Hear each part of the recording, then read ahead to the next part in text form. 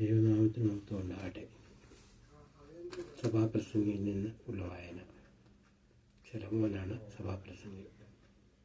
സഭാപ്രസംഗിയായി ഞാൻ യെരൂശലേമിൽ ഇസ്രായേലിന് രാജാവായിരുന്നു. ആകാശത്തിന് കീഴിൽ സംഭവിക്കുന്നതൊക്കെ ജ്ഞാനത്തോടെ ആരാഞ്ഞറിയേണ്ടതിന് ഞാൻ മനസ്സുവെച്ചു. ഇത് ദൈവം മനുഷ്യർക്ക് കഷ്ടപ്പെടുവാൻ കൊടുത്ത വല്ലാത്ത കഷ്ടപ്പാട് തന്നെ.